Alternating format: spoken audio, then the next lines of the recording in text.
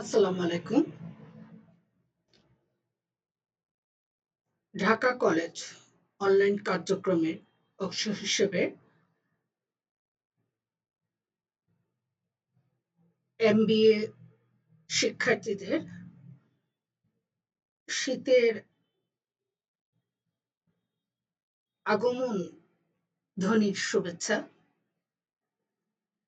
তোমাদের ক্লাসটা বেশ অনেকদিন পরে নিচ্ছি। এর মধ্যে শীত আমাদের দরজায় কড়া নাড়ছে। শিশির দেখতে পাচ্ছি আশেপাশে এবং আশা করছি এর মধ্যেও তোমরা ভালো আছো, যে যেখানে আছো ভালো আছো এবং ঘরে থাকার চেষ্টা করছো। আজ আমরা এমবিএ এর ইন্ট্রোডাকশনের একটি ক্লাস নিব। এই ক্লাসটি হচ্ছে তোমাদের 4 নাম্বার ক্লাস এবং তোমাদের সঙ্গে আছে আমি সাবিনা তাসমিন। আজ আমরা ইন্ট্রোডাকশন চ্যাপ্টারেরই খুব ইম্পর্টেন্ট একটা বিষয় নিয়ে আলাপ করব। প্রত্যেকটা একটা টপিক্সের সবগুলোই সব টাইটেলই হেডিংই আমাদের জন্য ইম্পর্টেন্ট, তবে এটা আরো বেশি ইম্পর্টেন্টের গুরুত্বের দিক থেকে এটা উপরে শ্রেণীর আর কি। তো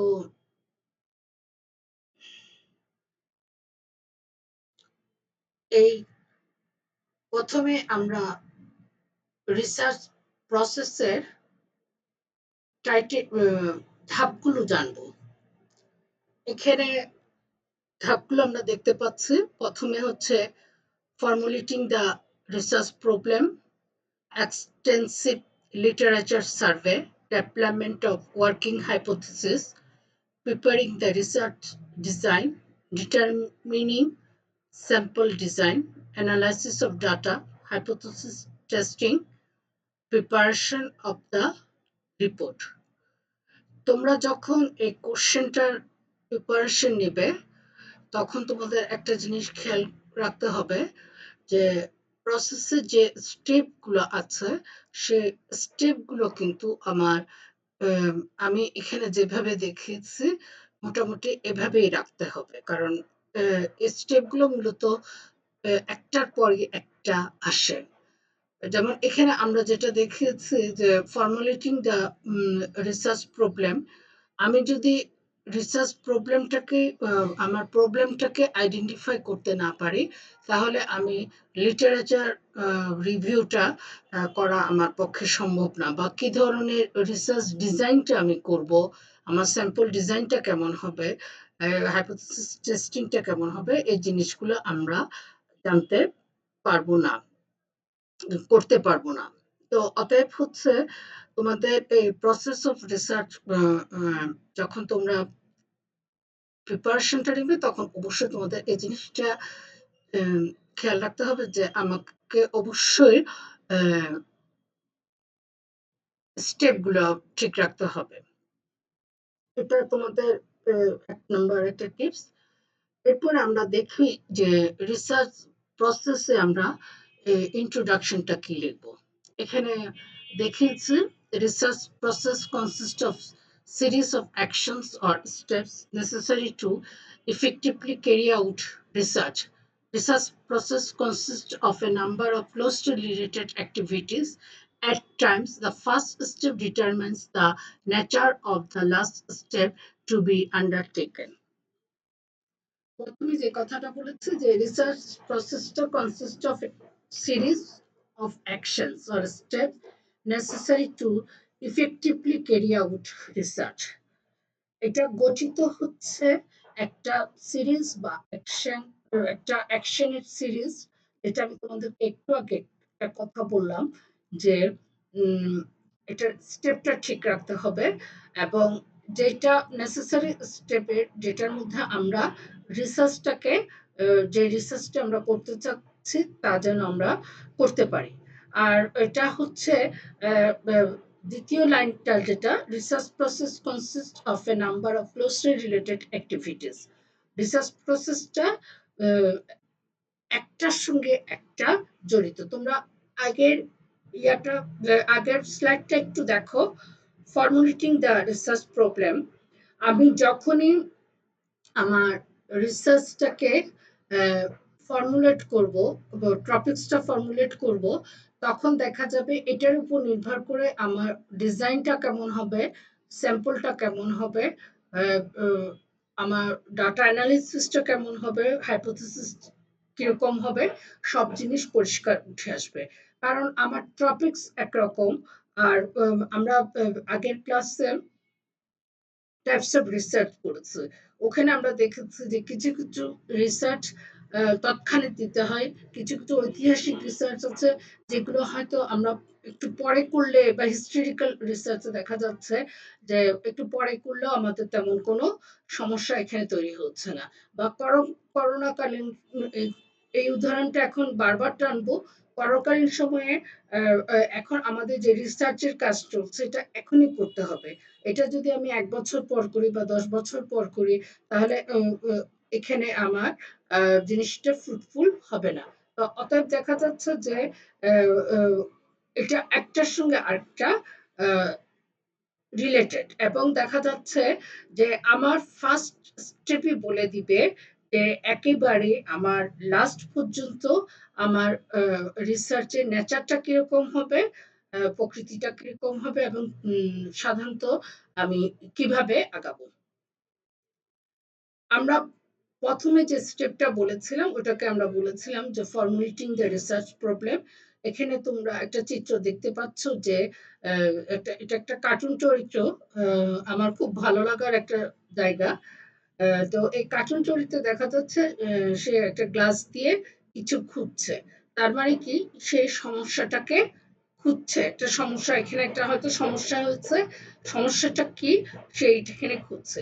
আমরা সেকেন্ডলি একটা ছবি দেখতে পাচ্ছি যে এখানেও একটা কার্টুন চরিত্র, সেও একটা গ্লাস দিয়ে সে তিনটা এখানে তোমাকে তিনটা সমস্যা আছে, সে সমস্যা থেকে সে একটি সমস্যা বেছে নেওয়ার চেষ্টা করছে। তো অতএব রিসার্চে ফর্মুলেটিং দ্য রিসার্চ প্রবলেম, ওখানে আমরা প্রথম যে কথাটি বলতে পারি যে আমাদেরকে একটি সমস্যা আইডেন্টিফাই করতে হবে। এই সমস্যা আইডেন্টিফাই করতে গেলে আমরা ইনফর্মালি কিছু কথা বলবো, এরপর আমরা ফর্মালি দেখব। আমরা সবসময় একটা কথা বলি, যখন আমরা কোনো কাজ করতে যাই তখন আমরা কিন্তু ফর্মালি বিষয়টাকে বেশি গুরুত্ব দিয়ে থাকি। ফর্মালি বিষয়ে আমরা দেখব, তার আগে আমরা একটা কথা বলতে পারি, যেই বিষয়ে ইন্টারেস্টেড সেই বিষয়ে কাজ করবে। এবং এই কাজ করার ক্ষেত্রে আরেকটি জিনিস দেখতে হবে যে আমার আশেপাশের পারিপার্শ্বিক অবস্থাটা কিরকম, আর্থিক অবস্থা, শক্তি, সামর্থ্য, মেধা, অনেক কিছু এখানে কাজ করে। দেখা গেছে আমি আর আমার ব্যাকগ্রাউন্ড কমার্স, এই কমার্স ব্যাকগ্রাউন্ডে আমার কোনো একটা কাজ, কমার্সের সঙ্গে রিলেটেড কোনো একটি কাজ করা আমার পক্ষে যতটা সম্ভব। আমাকে যদি এখন বলা হয় যে শেক্সপিয়ার কতটা নাটক লিখেছেন, এই নাটকের নারী চরিত্র কি, এবং উনি অনেকগুলো চরিত্রে অনেকগুলো নাটকে ওনার হত্যাকাণ্ডের ব্যাপার আছে, কেন হত্যাকাণ্ডটা ঘটেছে, এই জিনিসটা আমার পক্ষে বের করা অনেক কষ্টকর একটা ব্যাপার হয়ে যাবে। কিন্তু আমাকে যদি বলা হয় যে প্রশিক্ষণ কর্মীদের জন্য কতটা গুরুত্বপূর্ণ, বা এই প্রশিক্ষণ ঢাকা কলেজে ১ বছরে জানুয়ারির ১ তারিখ থেকে ডিসেম্বরের ১ তারিখ পর্যন্ত আম কি ধরনের প্রশিক্ষণ কার্যক্রম চালানো হয়েছে, এই ব্যাপারটা, এবং এই প্রশিক্ষণ কার্যক্রমের ফলে তাদের স্কিলটা বেড়েছে কিনা, কতটা বেড়েছে, বা আমরা যে টার্গেট ঠিক করেছিলাম এই টার্গেট অনুসারে এটা কতটা হয়েছে, এটা করা আমার জন্য তুলনামূলকভাবে সহজ। কারণ প্রশিক্ষণ সম্পর্কে আমার ম্যানেজমেন্টে আমার একটা আইডিয়া আছে। তো অতএব হচ্ছে এখানে কয়েকটা জিনিস কাজ করে, সেটা হচ্ছে আম আমি এটাতে ইন্টারেস্টেড কিনা, আমার আশেপাশের এনভায়রনমেন্ট আমাকে এই জিনিসগুলো সাপোর্ট করছে কিনা। আমরা যেমন তোমাদেরকে যখন কার্য ব্যবস্থাপনা পড়িয়েছি, উৎপাদন ব্যবস্থাপনা পড়িয়েছি, তখন আমরা একটা কথা বলি যে যেই দেশের সৃষ্টিকর্তা যেরকম এনভায়রনমেন্ট দিয়েছে, যেই ধরনের প্রাকৃতিক সোর্স গুলা দিয়েছে, তাকে কিন্তু ওই দেশ যদি ওই প্রাকৃতিক সোর্সে উৎপাদন করে, তাহলে তার উৎপাদন খরচ কম হবে। কারণ আমরা একটা কথা প্রায় সবসময় বলে থাকি, উৎপাদনের উদ্দেশ্য হচ্ছে উৎপাদিত দ্রব্য ভোক্তার কাছে পৌঁছে দিয়ে তাকে মুনাফা অর্জন করা। তো অতএব মুনাফা অর্জন করতে গেলে ভোক্তার পণ্য ক্রয়ের অভ্যাসটা গড়ে তুলতে হবে, এবং পণ্য ক্রয়ের অভ্যাস তখনই গড়ে উঠবে যখন জিনিসটার দাম ভোক্তার নাগালের মধ্যে থাকবে। তো অতএব হচ্ছে যখনই তোমরা রিসার্চ করবে, একটা প্রপোজাল রেডি করবে, আমাদের সেকেন্ড চ্যাপ্টার আছে যে আমাদের একটা ডেমো প্রপোজাল করতে হবে। তো এই এখানে আমাকে কিন্তু এই জিনিসটা দেখতে হবে যে এই ব্যাপারগুলো আমি পারবো কিনা, আমি ডাটা কালেকশন করতে পারবো কিনা, আমি অবজারভেশন করতে পারবো কিনা, আমার এই বিষয়ে বেসিক জ্ঞান আছে কিনা, এই জিনিসগুলো আমাকে দেখতে হবে। এখন আমরা একটু ফর্মালি দেখি এখানে যেটা বলেছে, এবং তোমাদের এই স্লাইডটা তৈরি করার জন্য আমি সবসময় কোথারির বইটাকে, কোথারি স্যারের বইটাকে আমি প্রাধান্য দিয়ে থাকি। এবং এখন আমরা কোথারি স্যার কি কথাগুলো বলেছে ওগুলো একটু দেখতে থাকি। There are two types of research problems: those which related to states of nature, those which related to relationships between variables. Problem research স্টেপসে, রিসার্চ প্রবলেমে দুইটা স্টেপস আছে। একটা হচ্ছে যেটা তোমাদেরকে নেচারটা, সমস্যার নেচারটা বর্ণনা করে। আরেকটা হচ্ছে সমস্যার সঙ্গে যে ভেরিয়েবল গুলো আছে, একটা সমস্যা তৈরি করতে এই ভেরিয়েবলটার কি সম্পর্ক আছে, এই জিনিসটা এখানে করে, এখানে দেখায়। Essentially, two steps are involved in defining research problem: understanding the problem thoroughly, reshaping the same into meaningful terms from a point of view. Basic step in research, primary decision in a research process is to select the research area. তোমাকে যে কোনো কাজে ওই সমস্যাটা ভালো করে বুঝতে হবে। আমরা এরপরে আরো কয়েকটা স্লাইড দেখবো। স্লাইড দেখলে আমরা বুঝতে পারবো যে আমার এরিয়াটা কি ধরনের হতে পারে। এবং এই জন্য বলেছে তোমরা দেখে, এখানে দেখো স্লাইডে আছে আন্ডারস্ট্যান্ডিং দ্য প্রবলেম থরলি। আমাকে এটা খুব গভীরভাবে বুঝতে হবে সমস্যাটাকে। আমরা এখানে একটা ছবি দেখতে পাচ্ছি যে একটা ক্লাসরুম তোমরা দেখতে পাচ্ছ। এখানে সবাই ফাঁকা হয়ে বসার থেকেও এখানে অনেকগুলো বেঞ্চ খালি, অনেকগুলো টেবিল খালি, সবাই মাস্ক পরে আছে। মাস্ক অবশ্য শীতকালে অনেকেই ব্যবহার করে, এটা আমাদের দেশে আমি করোনার আগে থেকে দেখেছি।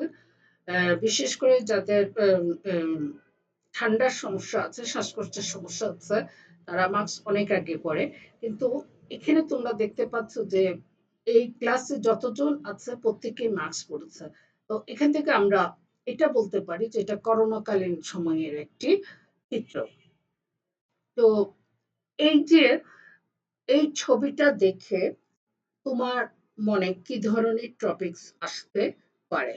এখানে এক ধরনের টপিকস আসতে পারে যে করোনাকালীন সময় সবাই মাস্ক পরে কিনা, কয়জন মাস্ক পরে না, এবং মাস্ক না পরলে তারা কোনো অর্থদণ্ড দিয়েছে কিনা, বা মাস্ক না পরার কারণটা কি, এটা।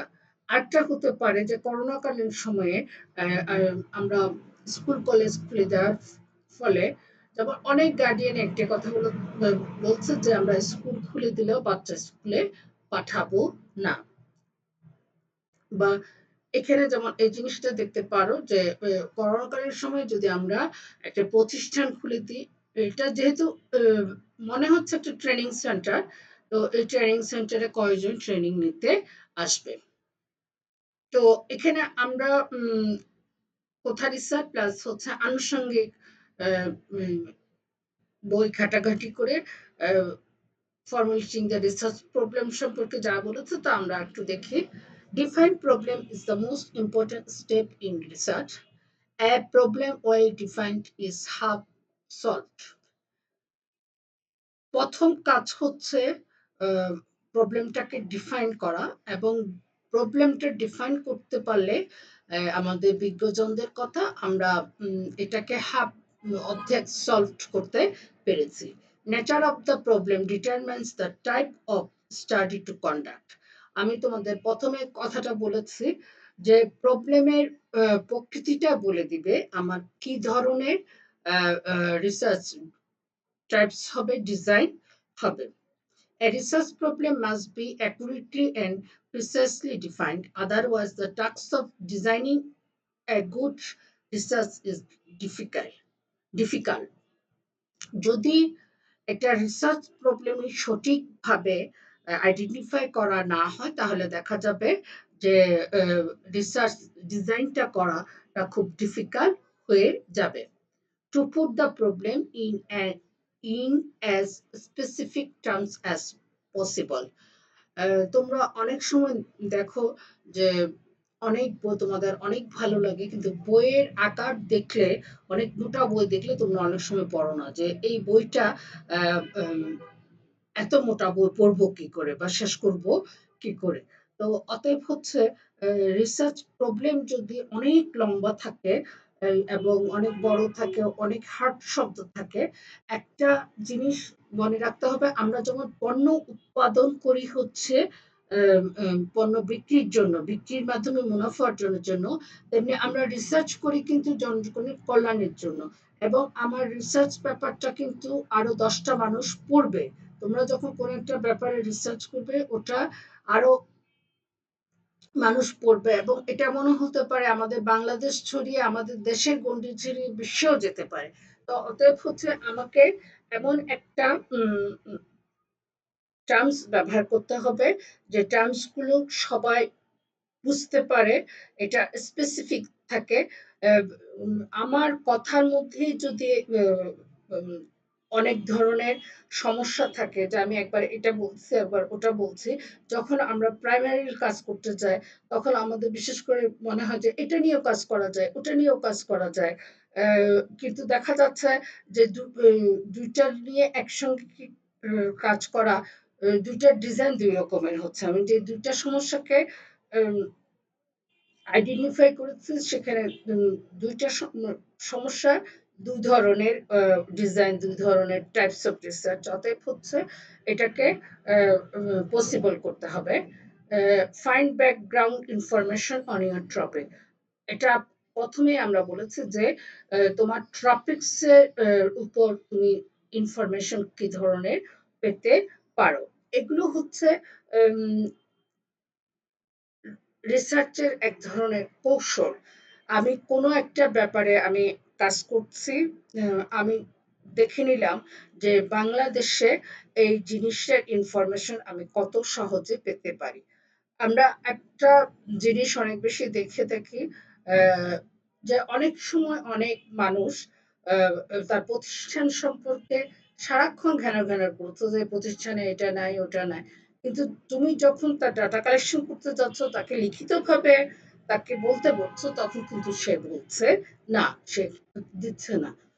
তো এই ইনফরমেশন ডাটা কালেকশন এগুলো করার সুবিধা থাকতে হবে কিনা, এটা আমাকে দেখতে হবে। Search reference books to gain general overview. আমি আমার লাইব্রেরিতে যাব, লাইব্রেরিতে গিয়ে আমি রেফারেন্স বুকস গুলো দেখবো, এবং যে বিষয়টা আমি সিলেক্ট করেছি এই সম্পর্কে থিওরি আছে কিনা, আরো আনুষঙ্গিক সবকিছু দেখবো। Narrow your topic to a specific research question.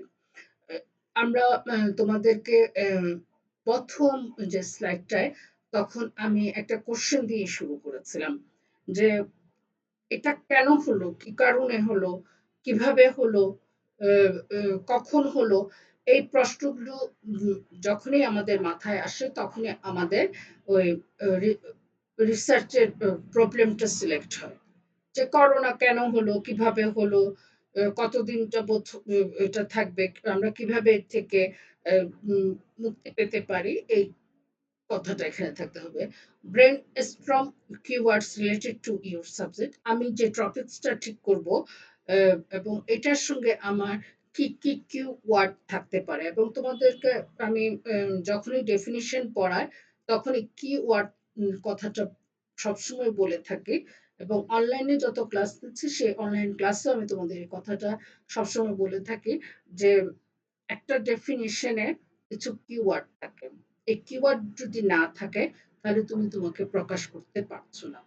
ঠিক তেমনি একটি কোশ্চেন যখন তোমরা প্রিপারেশন করবে, আমি যেমন অনেক সময় তোমাদের দেখি তোমরা ব্যবস্থাপনা নীতিমালা, ব্যবস্থাপনার গুরুত্ব, বৈজ্ঞানিক ব্যবস্থাপনা, আহ, এগুলোর মধ্যে গুলিয়ে ফেলো, এবং দেখা যাচ্ছে ব্যবস্থাপনা নীতির মধ্যে দুই একটা বৈজ্ঞানিক ব্যবস্থাপনার নীতিমালা লিখে দাও, এবং আশা করো যে নাম্বার পাবে। কিন্তু আমরা টিচাররা যখন চেক করতে দেখি তখন বুঝি যে তুমি এটা আসলে ব্যাপারটার সম্পর্কে তোমার আহ, ভালো জ্ঞান তুমি তৈরি করতে পারো না। তাই আমাকে কিছু কিওয়ার্ড দিয়ে যারা এই জিনিসগুলো পড়বে তাদেরকে বোঝাতে হবে যে আমার সাবজেক্টটা কি। It gives a bird's eye view of the research. Research problem, research title, এটা তোমাদেরকে রিসার্চ সম্পর্কে একটা জ্ঞান দিবে, যে এটা ডেসক্রিপটিভ রিসার্চ, নাকি এটা সামাজিক একটি অংশ, নাকি অ্যাকশন রিসার্চ, পিওর রিসার্চ, এটার মেথোডোলজি কিরকম হবে, এ সম্পর্কে একটা জ্ঞান দিবে।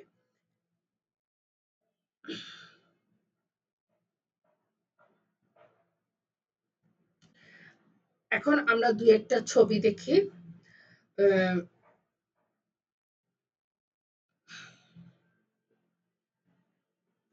এখন তোমাদের ফর্মুলেটিং দ্য রিসার্চ প্রবলেম, এটা সম্পর্কে আমাদের কথাবার্তা গল্প শেষ। এখন আমরা দেখব এক্সটেন্সিভ লিটারেচার সার্ভে। আগে আমরা ফর্মালি এটা সম্পর্কে কি ভেবেছি তাই বলে কি কথাবার্তাগুলো বলি তাই বলি, তারপর আমরা আমাদের দৈনন্দিন কথাবার্তাগুলো বলবো। Once the problem is formulated, a brief summary of it should be written down. It is compulsory for a research worker writing a thesis for a PhD degree to write a synopsis of the topic and submit it to the necessary committee or the research board for approval. Literature review is integral part of entire research process and makes valuable contribution to every operational step. Reviewing literature can be time consuming, bring clarity and focus to your research problem, improve your methodology, broaden your knowledge. এখানে একটি literature review সম্পর্কে যে কথাটি বলবো সেটা হচ্ছে literature review, এটা একটা অখণ্ড অংশ, একটা রিসার্চ প্রসেসের একটা অতপ্রত একটা ব্যাপার সংযুক্ত, এবং এখানে যে জিনিসটি মনে রাখতে হবে, আমি যে বিষয়টায় কাজ করছি সেই বিষয়ের পূর্বে কাজ হয়েছে কিনা, এবং কাছাকাছি যে কাজগুলো হয়েছে এই সম্পর্কে আমার জ্ঞান থাকতে হবে, এবং এখানে কি জিনিস যেটাকে আমরা রিসার্চ গ্যাপ বলি, যে এই ব্যাপারগুলো এখানে নাই, তাই আমি এই ব্যাপারগুলোতে আমি কাজগুলো করতে চাচ্ছি। এবং তোমরা যখন এখানে বলেছে পিএইচডি ডিগ্রি বা কোনো একটা টপিক সাবমিট করতে চাও, তোমাকে লিটারেচার রিভিউ অবশ্যই করতে হবে। এবং লিটারেচার রিভিউ করলে যে জিনিসটা হয়, এখানে বলেছে যে আমার জ্ঞানটাকে বাড়ছে, এবং আমি কি মেথোডোলজিতে কাজ করব। তোমাদেরকে আমরা যখন রিসার্চ অ্যাপ্রোচ পড়িয়েছিলাম, অ্যাপ্রোচ নিয়ে আমরা কথাবার্তা বলেছি, তখন একটা কথা বলেছে যে কোয়ান্টিটিভ যেমন হয়, কোয়ালিটেটিভ যেমন হয়, মিক্সড হয়। তো এই জিনিসগুলো আমার রিসার্চটা কোয়ান্টিটেটিভে যাবে নাকি কোয়ালিটেটিভে যাবে নাকি মিক্সডে যাবে, বা কোন টাইপস অফ রিসার্চ যাবে, এটা আমি তখনই আমার মাথাটা খুলবে, যেটাকে ব্রেনে ঝড় তোলা বলে, মস্তিষ্কে ঝড় তোলা বলে। ওটা তখনই যাবে যখন আমি আমার পূর্ববর্তী গবেষকদের আমার রিসার্চ টপিকসের কাছাকাছি যে গবেষণাপত্র, এগুলো সম্পর্কে আমি একটু পড়াশোনা করব। এখানে তোমরা দেখো যে good library will B a great help to the researcher at this stage. এখানে আমরা লাইব্রেরি দেখিয়েছি, সে নিউজ পেপার পড়বে রেগুলার, যে বর্তমানে কি সমস্যাটা বা অতীতে কি সমস্যাটা এখানে হচ্ছে। এখানে আমরা দেখিয়েছি ইউজেস অফ ইন্টারনেট, বর্তমান সময়ে তথ্য সংগ্রহ করার বা একটা ব্যাপার সম্পর্কে জানার। তোমরা এখানে একটা কাজও করতে পারো, আগে আমরা মেয়েরা রান্না শিখতাম দাদি নানি চাচি খালা ফুফু, এখন কিন্তু আমাদের এই সোর্স অফ যে রান্না শেখার কুকিং, যেটা এটা এখন চেঞ্জ হয়ে গেছে। আমরা একটা আলু ভর্তা তৈরি করতে চাইলে, যদি আমি এই বিষয়ে আমার জ্ঞান না থাকে, আমি নেটে সার্চ দিয়ে দিলে আমার ইউটিউবে চলে আসছে। তো এই বিষয়ে তোমরা হয়তো কাজ করতে পারো, যে বর্তমানে কতগুলো মেয়ে নেট থেকে রান্না শিখছে বা ইউটিউব থেকে রান্না শিখছে বা ইউটিউব থেকে সেলাই শিখছে। এরপরে আমরা যাব থার্ড যে স্টেপ, যে development of working hypothesis. Hypothesis সম্পর্কে তোমাদেরকে আমরা আগেই বলেছি যে হাইপোথিসিস হচ্ছে হাঞ্চ করা। যেমন করোনাটা আমরা আগে কেউ দেখিনি, আমার আব্বার বয়স 85, এরকম বন্ধ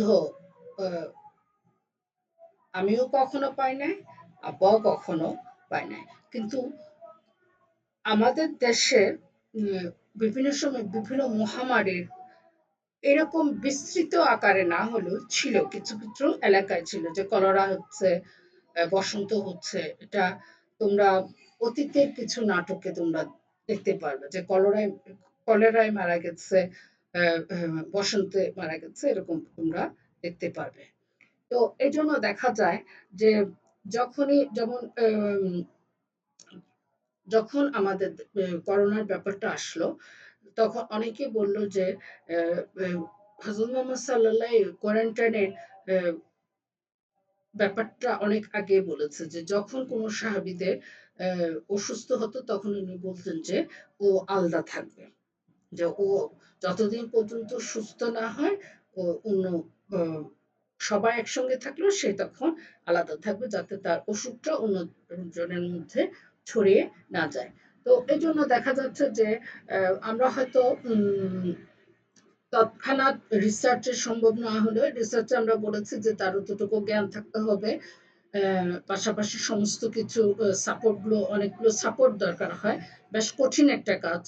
এবং এটা সবচেয়ে হলো যে রিসার্চার যেমন জ্ঞান থাকতে হবে, ধৈর্য থাকতে হবে, আর্থিকও ব্যাপার এখানে আছে, অনেক লেন্দি একটা প্রসেস। তোমাদেরকে রিসার্চ করার জন্য উৎসাহিত করছে, নিরুৎসাহিত করছে না, কিন্তু এই ব্যাপারটা তোমাকে মনে রাখতে হবে যে আমি এই ধরনের লং একটা প্রক্রিয়াতে যেতে পারবো কিনা। তো এখানে দেখছি যে formulating hypothesis is tentative assumption made in order to draw out and test its logical or empirical consequence। এখানে দেখা যাচ্ছে যে লজিক্যাল একটা ব্যাপার এখানে থাকতে হবে হাইপোথিসিসে। এবং সাধারণত যে রিসার্চ করে, এবং যখন আমার ফর্মুলেটিং দ্য রিসার্চ প্রবলেম, আমি যখন রিসার্চ প্রবলেমটাকে স্টাবলিশ করি, তখন আমি আশেপাশের থেকে যে জ্ঞানগুলো নিই, যে ব্যাপারগুলো আমি অবজার্ভ করি, তো ওখানে আমার একটা অ্যাজাম্পশন তৈরি হয়। যেমন আমরা ছোটবেলা থেকেই শুনে এসেছি একটা ছড়া, যে লেখাপড়া করে যায় গাড়ি ঘোড়া চড়ে সে, অর্থাৎ যে বেশি পড়াশোনা করবে তার পরীক্ষার রেজাল্ট ভালো হবে এবং পরীক্ষার রেজাল্ট ভালো হলে তার জীবনটা ভালো হবে। এই ধরনের একটা অ্যাজাম্পশন আমরা করে থাকি। কিন্তু তোমরা অনেক সময় দেখেছো যে পড়াশোনায় অনেক ভালো রেজাল্ট, কিন্তু তার জীবন ওরকম ভালো হতে পারে না। তো ওটা যদি আমরা অনুসন্ধান করতে চাই যে কেন উম, ভালো হতে পারে না, এটাও আমাদের একটা রিসার্চের উৎস হিসেবে কাজ করতে পারে। তো এখানে আমাদের কিছু অ্যাজাম্পশন কাজ করতে পারে যে তার রেজাল্ট ভালো, সে অনেক পড়াশোনা করেছে, কিন্তু তার ইমপ্লিমেন্টেশনটা ভালো না কেন? Hypothesis should be very specific and limited to the price officers in hand because it has to be tested. এখানে একটি জিনিস মনে মনে রাখতে হবে, শুধু এটা হাঞ্চ করলে হবে না বা অনুমান করলে হবে না। এখানে কিন্তু এটা আবার পরীক্ষা করে আমাদের কিছু টেস্ট আছে, আমরা লাস্টের দিকে এই কথাটি বলবো। এই টেস্টের মাধ্যমে জিনিসটাকে আমার প্রুভ করতে হবে যে আমি যে কথাগুলো বলেছি এই কথাগুলোর ভিত্তি এটা ছিল এবং এটা আমি প্রুভ করে দেখিয়েছি। The role of the hypothesis is to guide the researcher to by determine delimiting the area of research and to keep him or her on the right track. এবং হাইপোথিসিস লিখতে গেলে আহ, এবং যখন একজন গবেষক যে সুপারভাইজারের আন্ডারে থাকে, উনি প্রথম যখন সে একটা প্রবলেমকে সিলেক্ট করার চেষ্টা করে, তখনই কিন্তু হাইপোথিসিসের কাজটা কিছুটা হয়ে যায়। সে যখন বিভিন্ন আর্টিকেল দেখতে থাকে, বিভিন্ন অবজারভেশন দেখতে থাকে, তখন অবশ্যই তার আহ, আহ, একটা অনুমান হয়ে যায় যে এই কাজগুলো করলে আমার আহ, এই এই প্রবলেমের সঙ্গে এই অনুমানগুলো আমার যায়। আমরা এরপরে একটা ছবি দেখতে পারবো যে এখানে দেখতে পাচ্ছ যে দুজন আহ, পরিমাপ করছে গাছটার লেন্থটা কত। তো সাধারণত একজন অভিজ্ঞ ব্যক্তি সে হয়তো এটাকে চোখে দেখেও বলে দিতে পারে যে এই গাছটার লম্বাটা কত। কিন্তু এখানে দুইটা ছেলে মেয়ে একটু কম বয়স তোমরা দেখতে পাচ্ছ, এবং ফলে তারা গজ ফিতা নিয়ে গেছে যে এইটার কিছু মাপার জন্য। এরপরে আমরা দেখব প্রিপেয়ারিং দ্য রিসার্চ ডিজাইন। আমরা কিছু ছবি এখানে দেখব। তোমরা এখানে একটা ছবি দেখতে পাচ্ছ যে এক ভদ্রলোক বেনি করে আছে, এবং এই ছবিটা আমাদেরকে একটু সাহায্য করেছে যে সেলুন বন্ধ থাকার ফল। তোমরা করোনাকালীন সময়ে জানো যে মার্চের শেষের দিক থেকে আমাদের সাধারণ ছুটি ছিল, এবং খুব প্রয়োজনীয় কিছু দোকানপাট ছাড়া আমাদের দোকান সবকিছু বন্ধই ছিল, এবং মানুষ নিজেও কম বের হওয়ার চেষ্টা করেছে। তাহলে এখানে রিসার্চ ডিজাইনটা যেরকম হবে, এখানেও তোমাদের আমি আরেকটা ছবি দেখিয়েছি যে ম্যাডাম নয় স্যার বলো, সেলুন বন্ধ, চুল বেড়ে গেছে।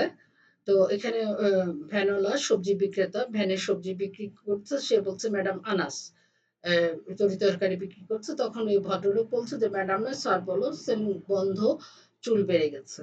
তো এই দুইটা ছবি দেখলে আমরা বলতে পারি যে এটা করোনাকালীন একটা সময়ের ছবি, এবং এই করোনাকালীন সময়ের ছবি হওয়ার ফলে যেটা হয়েছে যে দুটাই আমরা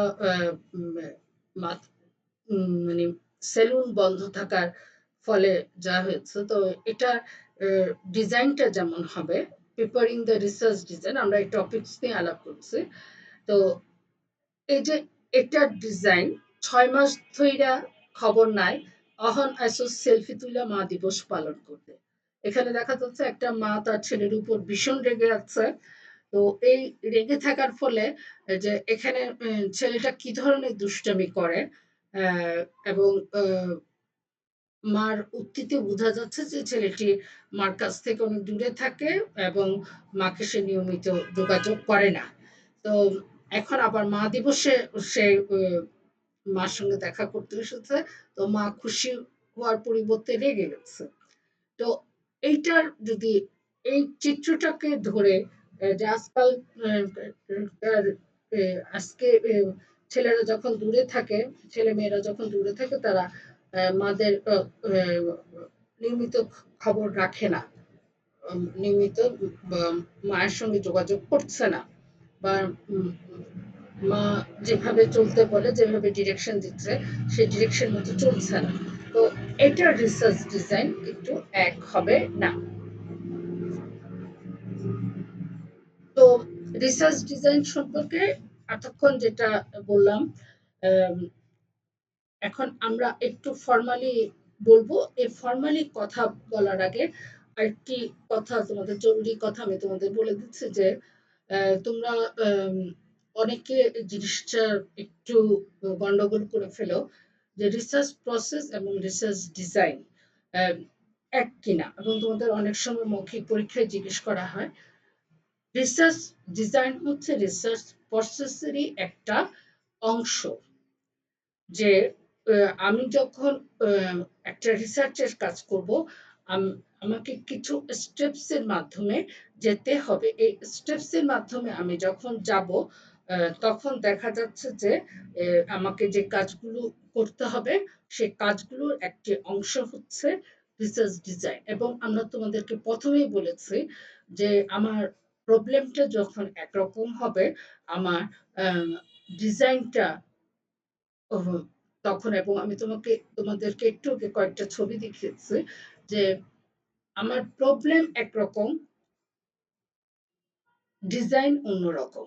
কারণ ডিজাইনটা এটা সর্বজন স্বীকৃত হতে হবে, এবং এটার লজিক থাকতে হবে। শুধু সর্বজন স্বীকৃত হলে হবে না, এটা লজিক থাকতে হবে যে কেন আমি এই ডিজাইনটা বেছে নিয়েছি, ওই ডিজাইনটা কেন নিলাম না।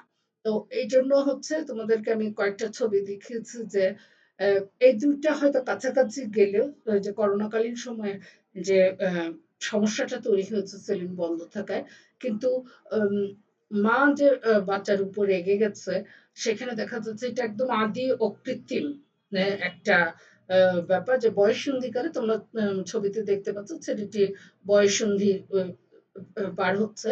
তো এই ছেলেটির যে সমস্যা, এবং সে তার মায়ের গণ্ডির মধ্যে থাকতে চাচ্ছে না, এটা রিসার্চ ডিজাইন কিন্তু একরকম হবে না। আমরা এখন কোথায় স্যারের কথাবার্তা একটু পড়ি। Research design involves determining how your chosen method will be applied to answer your research question. আমরা তোমাদের প্রথমে একটা কোশ্চেন দিয়ে শুরু করেছিলাম। সে কোশ্চেনের উত্তর পেতে গেলে আমাকে যে মেথডের মাধ্যমে আমার উত্তরটা পেতে হবে, এটাই হচ্ছে research design. The design of your study can be thought to be um, uh, thought of as a blueprint uh, detailing what will be done and how this will be accomplished. এবং এটা আমাদের সবসময় ডিজাইনটা আমাদেরকে একটা নীল নকশা, একটা নকশা, এবং এই নকশাটা আমাকে বলে দিবে কি আমি কি করতে চাচ্ছি এবং কিভাবে করতে চাচ্ছি। Key aspects of research design include research methodology, participant sample collection, and assignment and data collection, procedure and instruments. এখানে আমরা একটু আগে কিওয়ার্ডের কথা বলেছিলাম, এবং রিসার্চ ডিজাইনের মধ্যে কিন্তু আমার মেথডোলজি কি হবে, আমার স্যাম্পল কালেকশন কি হবে, আমার ডাটা কালেকশন কি হবে, কিভাবে ডাটা অ্যানালাইসিস করব, এই প্রত্যেকটা জিনিস এখানে থাকবে। The function of research design is to provide for the collection of relevant evidence with minimum expenditure of effort, time and money. আমি তোমাদের একটু আগে বলেছি যে আমরা কি সাপোর্টটা পেতে পারি, কি ধরনের সাপোর্ট পেতে পারি। এই সাপোর্ট গুলোর মধ্যে আমার যেটা হচ্ছে আমার সামর্থ্য, অর্থ, সময়, এই জিনিসগুলো কিন্তু এখানে অনেক বেশি ইম্পর্টেন্ট। তোমরা জানো যে আমরা করোনায় যারা আক্রান্ত হচ্ছে, তারা অনেকে হয়তো আমাদের সঙ্গে নেই, কিন্তু যারা বেঁচে আছে তাদের সঙ্গে কথা বলে দেখেছে যে তারা বিভিন্ন ধরনের সমস্যা ফিল করছে এবং এটা স্বাভাবিক। তো দেখা গেল যে আমি একটা কাজ শুরু করলাম বা একটা কাজ শুরু করার জন্য বিশেষ করে তারা বলছে যে খুব উইক লাগছে। যারা ডায়াবেটিক্স রোগী তারা যেটা বলছে যে ডায়াবেটিক্স কন্ট্রোলে থাকছে না। আগে যেরকম কন্ট্রোলে রাখতে পারতাম এখন কন্ট্রোলে রাখতে পারছি না। তাহলে দেখা যাচ্ছে যে আহ, এই সময় আমার সময় শক্তি সামর্থ্য আহ, আমি মোটামুটি ধরে রাখতে পারবো কিনা এই জিনিসটা কিন্তু আমাকে অবশ্যই চিন্তা করতে হবে। এরপরে আমার করতে হবে যে স্যাম্পল ডিজাইন। আমরা স্যাম্পল ডিজাইন সম্পর্কে আগে একটু শুনে নিই। All the items under consideration in any field of inquiry constitute a universal or population. In other words, a sample design is a defined plan determined before any data are actually collected for obtaining a sample from a given population. আমাকে sample design করতে হবে। Sample ডিজাইনের ক্ষেত্রে তোমাদের সবচেয়ে বড় উদাহরণ হচ্ছে তোমাদের মা। তোমাদের আম্মা যখন ভাত রান্না করে ভাতের চামচ দিয়ে একটু ভাত নিয়ে টিপে দেখে ভাতটা চালটা ফুটেছে কিনা, এবং চালটা না ফুটলে আর একটু চুলায় রাখে এবং চালটা ফুটে গেলে নামিয়ে ফেলে। এটা হচ্ছে স্যাম্পল, যে পুরো প্রতিটি চাল টিপে টিপে দেখে না ভাতটা হচ্ছে কিনা। আমি যখন ইউনিভার্সিটিতে ছিলাম আমার স্যারও আমাকে এই উদাহরণটা দিয়েছে, আমিও তোমাদেরকে সেই আদি ও কৃত্রিম উদাহরণটা দিয়েছি। তো এখানে তোমাদের কাছে স্যাম্পল শব্দটা তোমাদের কাছে অনেক পরিচিত।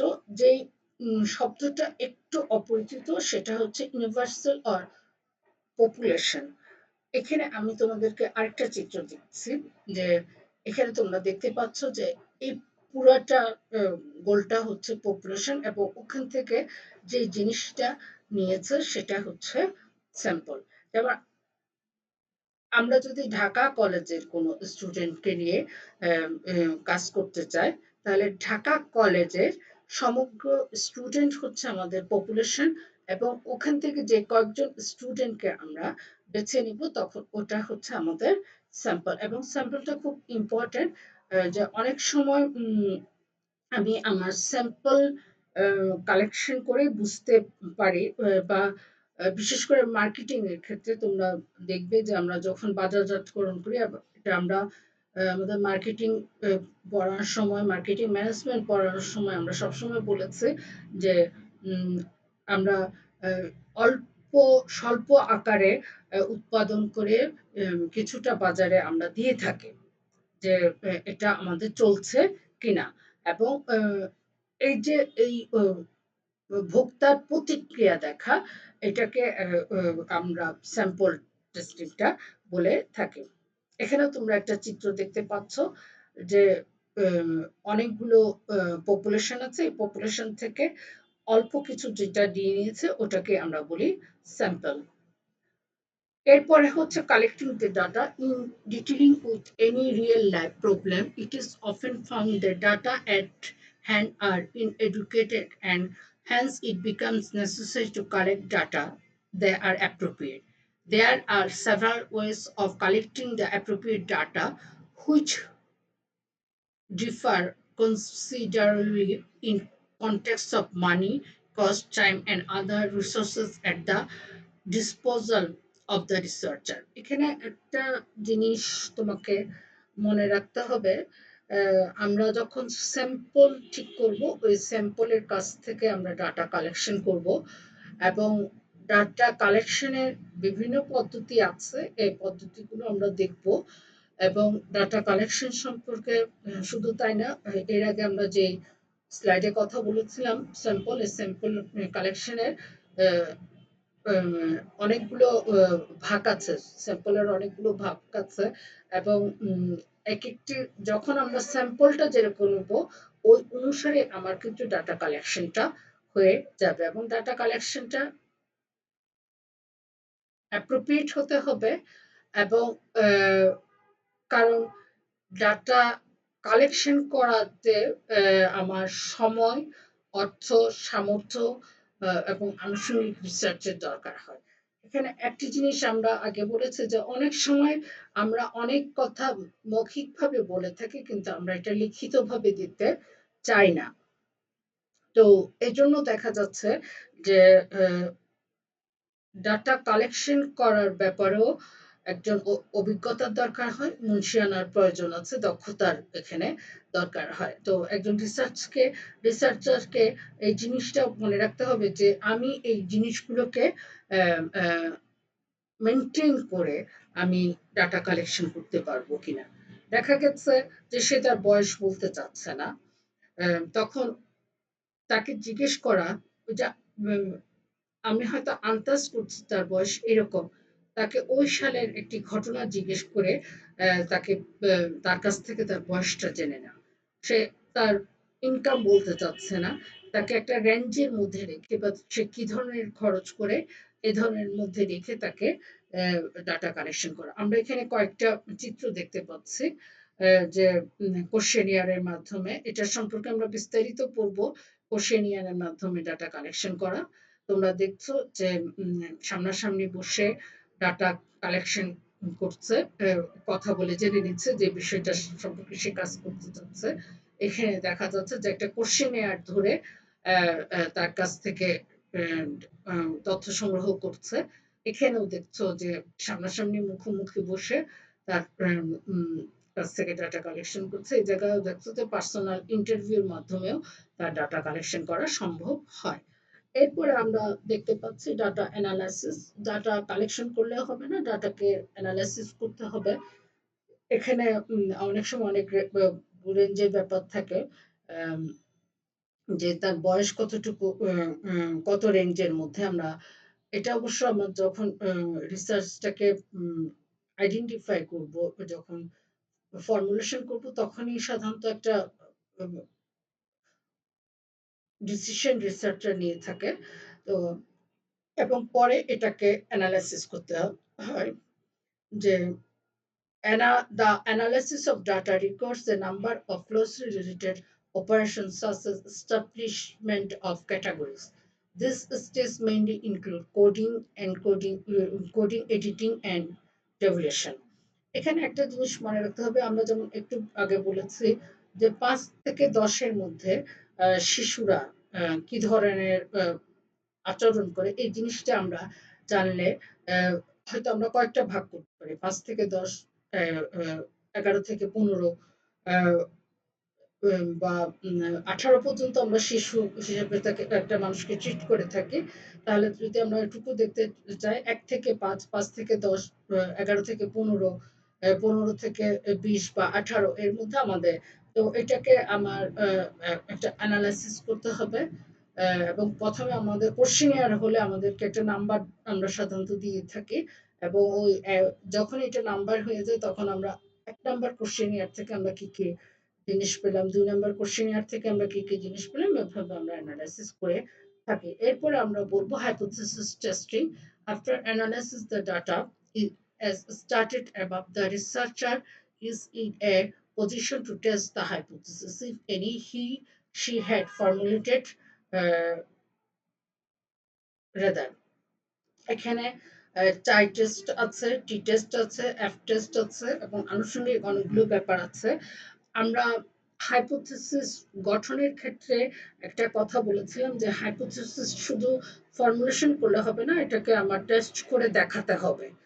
তো এটাও রিসার্চের ধরনের উপর নির্ভর করে যে আমার রিসার্চের ধরনটা কিরকম, এবং রিসার্চের ধরন যেরকম হবে আমার হাইপোথিসিস টেস্ট ওরকম হবে।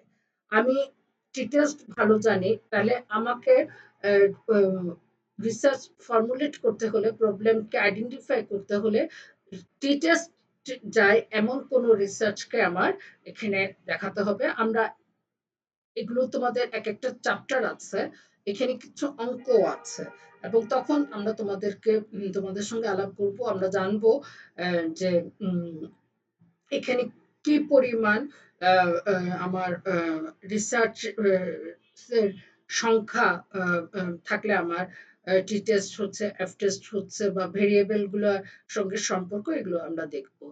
এরপরে আমরা দেখব researcher has to prepare the report of what has been done by him her. এটা হচ্ছে রিপোর্ট রাইটিং, আমাদের এটা একেবারে শেষের দিকে।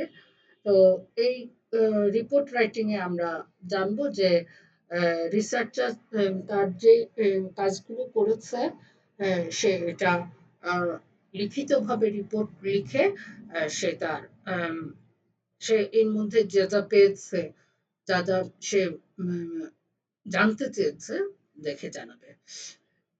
তোমাদের আজকে ফার্স্ট চ্যাপ্টার মোটামুটি আমরা শেষ ক্লাস, শেষ স্লাইডটা দেখতে পাচ্ছি।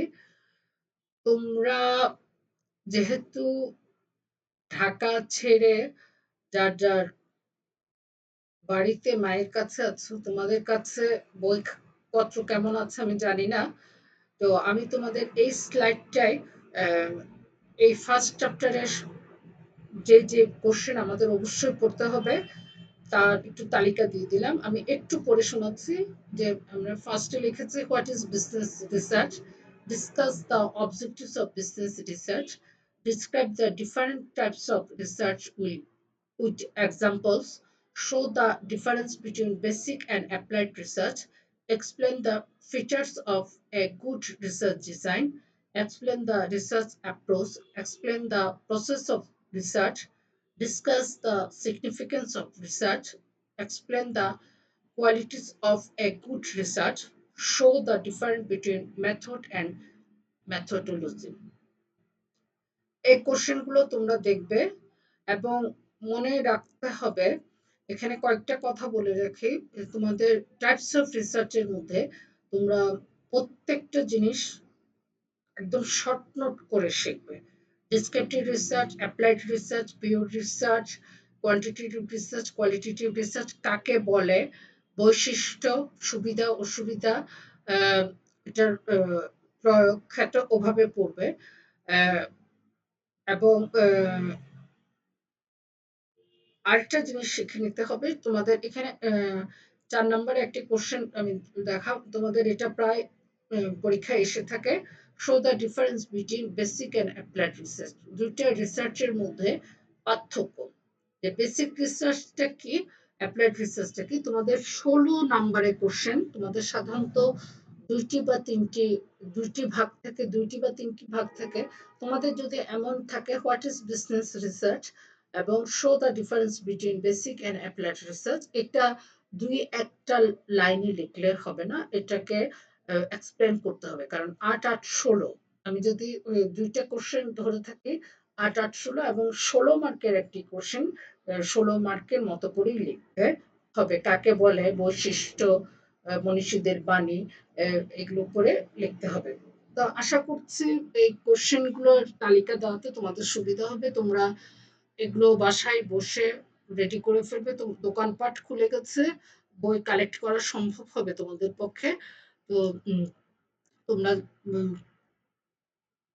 প্রশ্নগুলো প্রিপারেশনটা নিয়ে নেবে এবং কোনো সমস্যা থাকলে আমাকে জানাবে। অবশ্যই ঘরে থাকবে এবং ঘরে থেকে শুধু পড়াশোনা করবে না, মাকে ঘরের কাজে সহযোগিতা করবে। মাকে ঘরের কাজে সহযোগিতা করা প্রগতিশীল মানুষের লক্ষণ। তোমাদের সবাইকে ধন্যবাদ। Happy researching.